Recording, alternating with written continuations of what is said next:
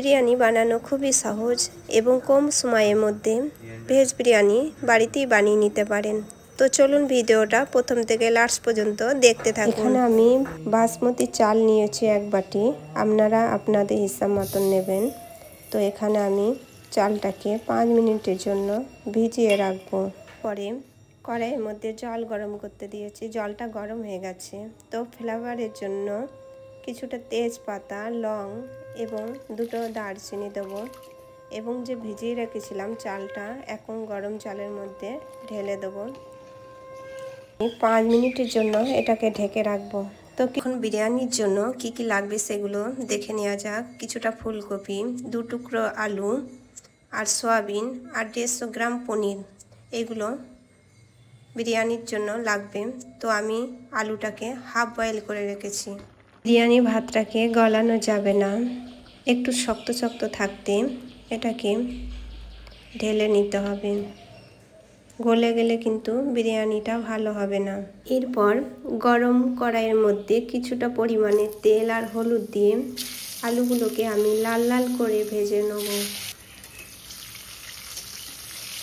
আলুটাকে লাল লাল করে ভাজতে হবে, ভাজলে তবেই কিন্তু ভিতর পর্যন্ত এটা ভাজা হয়ে থাকবে, আর বিরিয়ানিতে দিলে আলুটা খেতে কিন্তু ভালোই লাগবে। এখন আমার আলু ভাজা হয়ে গেছে, একে একে আলুগুলো তুলে নেব। এরপরে বাকি সবজিগুলো তেলের মধ্যে ভেজে নেব। যেমন ফুলকপি আছে,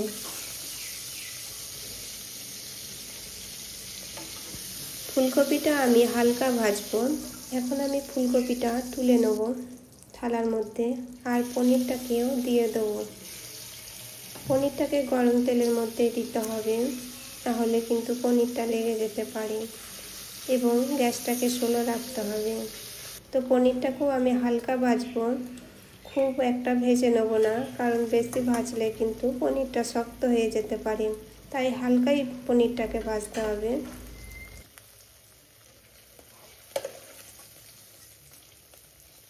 গরম কড়াইয়ের মধ্যে একটা তেজপাতা, লং এবং দারচিনি দিয়ে এর মধ্যে একটা টমেটো পেস্ট করে রেখেছিলাম, পেস্টটাকে দিয়ে দেবো, আর 1 চামচ হলুদ গুঁড়ো দিয়ে টমেটো পেস্টটাকে ভালো করে ভেজে নিতে হবে। পরে কিছু মশলা লাগবে, 1 চামচ জিরে গুঁড়ো, 1 চামচ ধনে গুঁড়ো, 1 চামচ কাশ্মীরি লঙ্কা গুঁড়ো এবং 1 চামচ লঙ্কা গুঁড়ো। তো এইগুলো দেওয়ার পর মশলাটাকে ভালো করে ভেজে নিতে হবে। মশলাটা ভাজা হয়ে গেলে আমি এখানে 4 চামচ টক দই দেবো। আপনারা কিন্তু এখানে দুধও দিতে পারেন। তো টক দইটা দেওয়ার পর অনবরত নাড়াচাড়া করতে হবে। আর আমি কিন্তু এখানে বলে রাখি সয়াবিনটাকে ভেজে নিইনি। তো সয়াবিনটা এখন আমি এই মশলার মধ্যে দিয়ে দেবো। সয়াবিনটা মশলার মধ্যে দিলে কিন্তু মশলাটা সয়াবিনের মধ্যে ভিতরে চলে যাবে, আর সয়াবিনটা খেতে অনেক ভালো লাগবে। তো আমি 5 মিনিটের জন্য ঢেকে রেখেছিলাম, মশলাটা রেডি হয়ে গেছে। এখন আমি ভাজা আলুগুলো এবং ফুলকপিগুলো দিয়ে দেবো। ফুলকপি এবং আলুগুলো দেওয়ার পরে অনবরত নাড়াচাড়া করব এবং এটাকেও আমি 5 মিনিটের জন্য ঢেকে রাখব। ঢেকে রাখলে যে মশলাটা ফুলকপি এবং আলুর ভিতরে যাবে এবং এটা খেতে অনেক কিন্তু টেস্ট হবে। তো আমি কিছুটা পরিমাণে জল দেবো এবং জল দেওয়ার পর এটাকে আমি 5 মিনিটের জন্য ঢেকে রাখবো।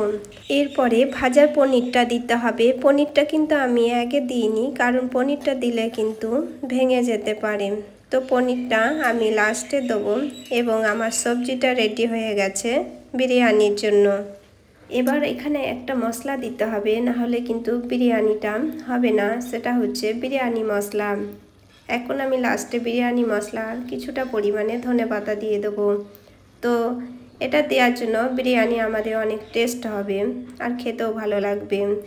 তো এখন আমি ভাতটাকে দেখব, ভাতটা অনেকটা ঝরঝরে হয়েছে, আপনারা দেখে বুঝতে পারছেন যে ভাতটা কতটা ঝরঝরে হয়েছে। তো বিরিয়ানির জন্য এইরকমই ভাত লাগবে। তো এখন বিরিয়ানি ভাতটাকে কড়াইয়ের মধ্যে দিতে হবে এবং একে একে সবজিগুলো এর মধ্যে দিতে হবে।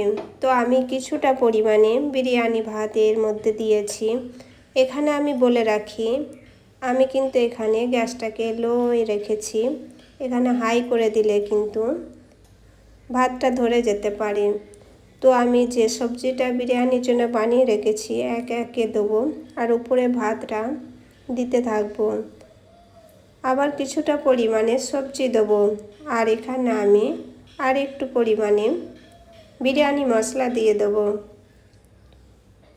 এরপরে আমি কিছুটা ভাত উপরে দেবো। তো এইভাবে ভাত সবজি এইভাবে দিয়ে বিরিয়ানিটাকে সাজিয়ে নেব।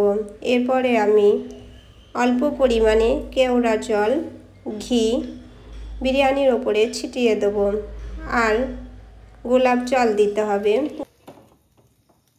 বিরিয়ানির মধ্যে সবজি মশলা সব কিছু দেওয়ার পরে আমি লো ফ্লেমের মধ্যে বিরিয়ানিটাকে ঢেকে রাখব।